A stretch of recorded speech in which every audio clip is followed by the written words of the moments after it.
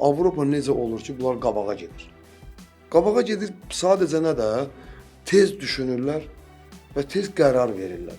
Biz hansı ki, bax indiki bizim futbolda uşaq topu qəbul eləməmişdən qabaq pas verirsən, tutaq ki, komanda yoldaşına, o heç əvvəlcədən baxmır nə baş verdiyini, topu qəbul eləyir, salır qabağına, başını qaldırır, baxır, görüm orada, Murad boşdur.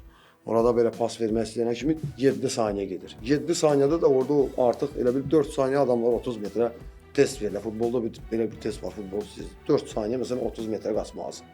Sən təsəvvür elə, sən 7 saniyə verirsən o pası. Avropadakılar adi, məsələn, Iniesta'nı götür, nə bilim Pirlo'nu götür, Xavini götür, nə bilim Kroos'u götür. Mən artıq buradan qardaşımdan pası almamışdan qabaq mən Murad sənə verəcəmsə o pası. Mən qəbul eləməmişdən qabaq bir dənə skan eləyirəm, baxıram ki, Murad orada boşdur. Sən mənə verdiyini mən bir toxunuşda 1 saniyə içində verirəmsə, sən atakan davam edirsən. Çünki mən şahmatdakı kimi əvvəlcədən 2-dən addımımı qabaqcadan fikirləşirəm. İstəyir mənim üstümə 3 dənə oyuncu gəlsin, pressing eləsin. Mən artıq qərarımı vermişəm və baxıram, görürəm situasiyaya görə ki, məsələn Murad orada boşdur. Buradan gələn bu topu bir toxunuşla sənə verəndən sonra o deyirlər ki, ayda necə əvvəlcədən gördü, o pası gördü, ora verdi. Yəni qərar verməkdə, düşüncədə onlar artıq, yəni Avropa bizdən qabaqdadır. Biz məsələn topu qəbul edirik, qabağımıza dribling edirik, 1 2 3 4 toxunuş edirik. Nə qədər vaxt gedir?